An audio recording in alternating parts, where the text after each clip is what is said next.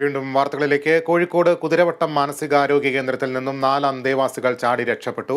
മലപ്പുറം കാസർഗോഡ് സ്വദേശികളാണ് ചാടിപ്പോയത്. വിവരങ്ങളുമായി റിയാസ് KMR ചേരുന്നു. റിയാസ്, എപ്പോഴായിരുന്നു സംഭവം? ഇവർക്കായിട്ടുള്ള തെരച്ചിൽ എങ്ങനെ പുരോഗമിക്കുന്നു?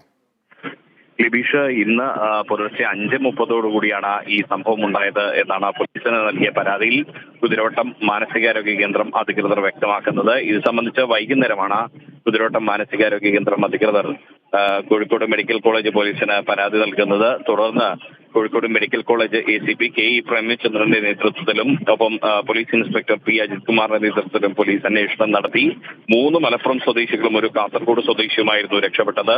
ഈ 3 മലപ്പുറം സ്വദേശികളിൽ ഒരാൾ മലപ്പുറത്തെ വീട്ടിലെത്തിയതായി പിന്നീട് പോലീസിന് വിവരം ലഭിച്ചു. എന്തായാലും ആ ഒരു അന്തേവാസിയെ കണ്ടെത്താൻ പോലീസിന് സാധിച്ചിട്ടുണ്ട്. അപ്പോഴും മറ്റ് 2 മലപ്പുറം സ്വദേശികളും ഒരു കാസർഗോഡ് സ്വദേശിയും ഇവരെ കണ്ടെത്താനുള്ള അന്വേഷണം ഊർജിതമാക്കി വരികയാണ്. എന്തായാലും കുതിരവട്ടം മാനസിക ആരോഗ്യ കേന്ദ്രത്തിൽ നിന്ന് ഈ അന്തേവാസികൾ രക്ഷപ്പെടുന്ന അല്ലെങ്കിൽ ചാടി രക്ഷപ്പെടുന്ന ഒരു സാഹചര്യം ഇടയ്ക്കിടെ ഉണ്ടാകുന്നു എന്നുള്ളത് വളരെ ഒരു ദയനീയമായ ഒരു സാഹചര്യമാണ്. ഇന്ന് പുലർച്ചെ 5:30 ഇവർ 4 പേരും അവിടെ ഉണ്ടായിരുന്ന ഓട് പൊളിച്ച് പുറത്ത് കിടന്ന് അതിനുശേഷം മതിൽ ചാടി പുറത്തേക്ക് വരികയായിരുന്നു എന്നാണ് പോലീസ് വ്യക്തമാക്കുന്നത്. എന്തായാലും മറ്റ് 3 പേർക്കായുള്ള അന്വേഷണം തുടരുകയാണ്. ലബീഷ്.